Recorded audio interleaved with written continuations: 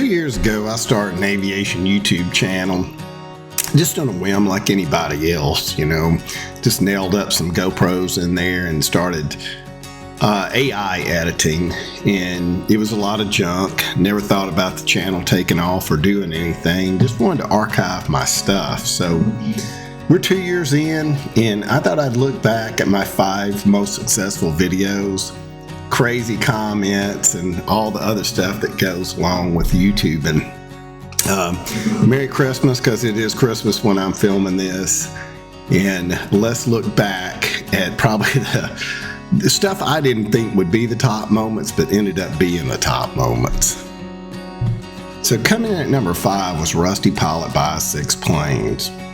I made that in a downtime in the channel where I was searching for content, but we weren't flying. And I had been in 6 different airplane purchases. I didn't know it would take off like it did, but people watched it. It's basically just me in front of a PowerPoint presentation, but I talked through the knowledge I've gained, and I'll probably be making more videos like this. I've made several on how to buy an airplane, and those things are just from my point of view. I would still go use somebody like Savvy Aviation if I were getting ready to do a pre-buy and buy something, but my experiences have been all over the place. Certainly entertaining, and a lot of learning moments in buying airplanes, that there are some $10,000 or $20,000 bills at the end of that if you don't do it right. Coming in at number 4 was this year we had a bad death in YouTube aviation, which was TN Fly Girl. And I avoided getting in on the ambulance chasing. There are whole channels that do real well that are dedicated to that kind of stuff. But I actually had some thoughts on that, and I posted a video on it because a lot of comments online, they condemned that young lady, and she was behind the airplane. I'm not saying she wasn't, but people talk about that like they aren't capable of having a moment like that. As you get older, stuff can happen in there. You can get task saturated.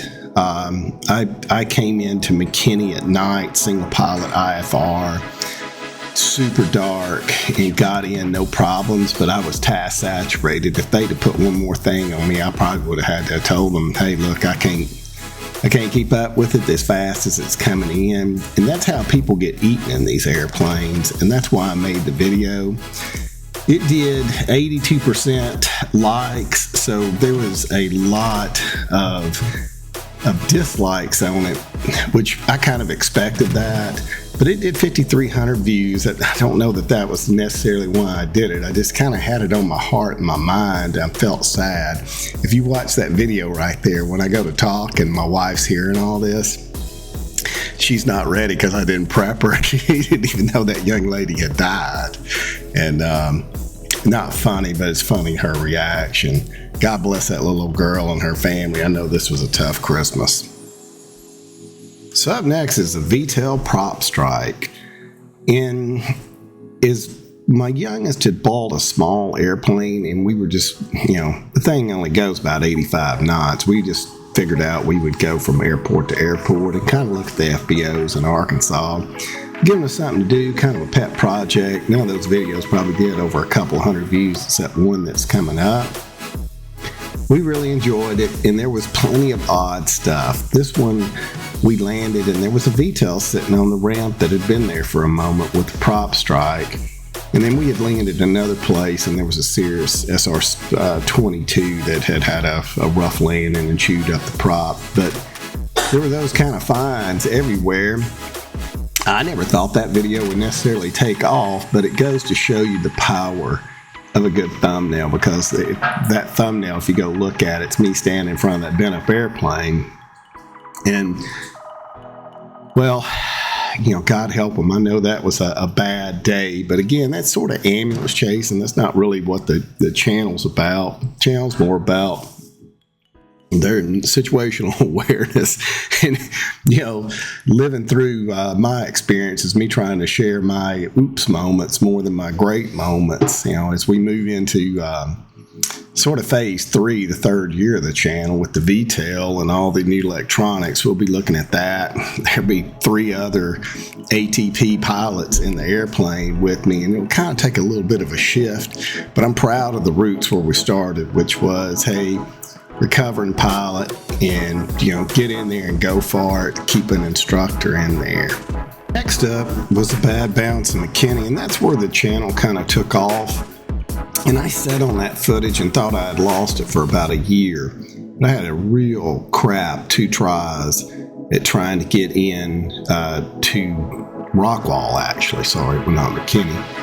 But that was where it took off because, my channel's about being old and a rusty pilot and coming back, and that's part of it. You're going to have some bad bounces and bad experiences like that.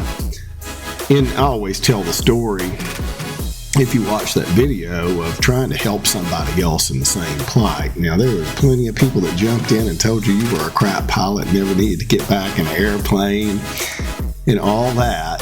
But anybody that's old, and if you're coming back, just know that all those people slinging daggers, they've had a crap landing or 2 in them. And the channel kind of started upward progressing from there, and I was learning a lot more about editing and getting my stuff together a lot better. And lastly was Project Uncontrolled dominated the channel for a long time, as that was what we had for footage. That was what we were putting up. It was a lot of father-son moments of us flying around and entertaining ourselves together, just getting in and out of the small airports. But there was a weird thing along the way. Like, most viewed in hours is the 6-plane purchase and the bad bounce, but not too far behind it is this Hope video from the Rusty Pilot Uncontrolled series. But it did the most views, almost 12,000 on the channel. I don't know why. I mean, I can't tell you anything about the thumbnail being that great. It's just a picture of an old hangar. Hope, Arkansas can't be that big a search term, but it's had a couple of lives. Like, it's taken off a couple times and just started views out of nowhere, and you can't predict the algorithm at all. Why it chose that video, I don't understand. The bad bounce, I understand. Hey man, that's ambulance chasing. Same way with the prop strike and the TM Fly Girl's death. And then Buying 6 Planes had a good thumbnail, and it had a good subject that most people are looking for, kind of evergreen content on your channel, and did a lot of hours. But as we, move in, it's the 25th today. I'm standing in my living room on Christmas. We're empty nesters, so we really don't have anybody here. Just thinking about what's ahead. Terribly excited about it. The shift of the channel from sort of all about an old man coming back to flying to being steady state. This year will be more about flying in and out of Dallas, because we live right here in Addison. Flying a VTEL Bonanza, which is a pretty popular airplane. Complete new engine, new avionics, so a makeover's a big deal. I'm expecting the channel to take off and do real well. And we're going to kind of shift it to more travel vlogging too.